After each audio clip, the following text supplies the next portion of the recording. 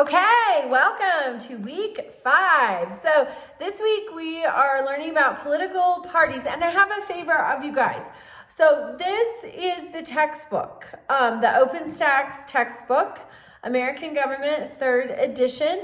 Is this something, and I know this is not going to apply to you for future classes because you'll be done, but is this something you think might have been helpful to you, or do you prefer the link in the syllabus to the online material? Please let me know your thoughts. Please send me an email if you get a chance with your thoughts, and if you just prefer the link with the online materials, or if you would like a textbook. I'm old school. I like a book.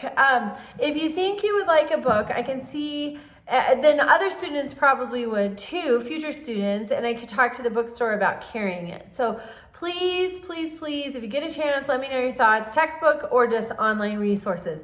Okay, so this week you're gonna read chapter 9, political parties.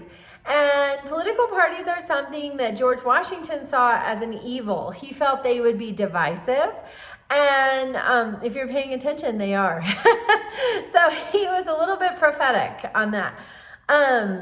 Robert Kennedy Jr., RFK Jr., is running for president. And he started out running as a Democrat. I think he's probably been a lifelong Democrat. He is the nephew of JFK, who was the president in 1960 until he was assassinated November of 1963. And RFK Jr. is his nephew. Bobby Kennedy, so RFK Sr., was JFK's brother and also his attorney general. And then in 1968, he was running for president, for the 1968 election, and he too was assassinated. So it's very tragic. Their history in the Kennedy history is fascinating and also very tragic. But RFK Jr. is running for president. And he declared earlier this month that he is going to run as an independent. So the most recent notable independent was Ross Perot. 1992, he ran. Bill Clinton was on the Democratic side. George Herbert Walker Bush, Bush 41, was on the Republican side, and Ross Perot ran. He was not successful, but also it's suspected that he helped George H.W. Bush be unsuccessful as well. The third party candidates often split. And they often pull votes from the candidate that they may have supported philosophically were they not running. And so one notable independent candidate was Teddy Roosevelt in 1912. He sought the nomination from the Republican Party that was given to President Taft.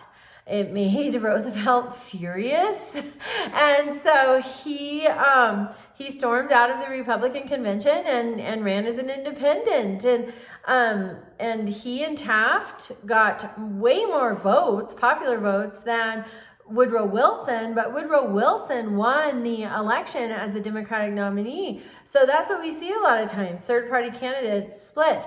Something interesting about RFK Jr., though, he is known for his thoughtful decision-making, and he is brilliant. He has a podcast. I encourage you to listen to it. It's not weekly. It's kind of sporadic, but it is thoughtful. It's intelligent. It's interesting. So this is not somebody like Teddy Roosevelt was angry when he decided to run as an independent.